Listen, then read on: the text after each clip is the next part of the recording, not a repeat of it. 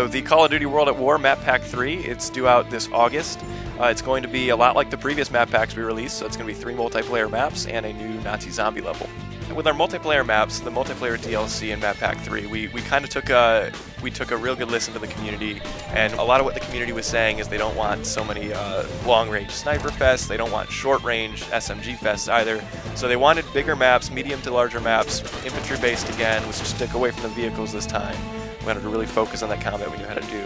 And so with the 3 maps, I think all 3 of them play perfectly. For starters, Breach. It takes place in Berlin. It's going to be Russians versus the Germans. It's a very large map, very wide open, but it is urban.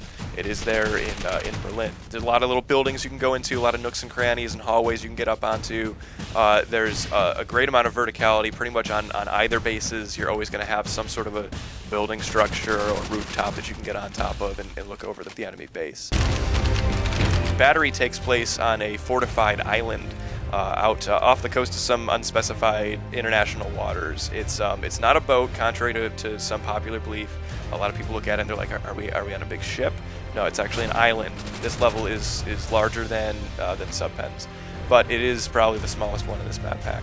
What's really great is rather than having to assault through the front door or through a hallway or corridor into the structure, you can actually many times climb right up the face of this 40-degree angle slanted wall and then climb right in through the windows. So it creates almost this infinite point of penetration for the players, which is going to keep the team, particularly who's inside the facility, constantly on their toes.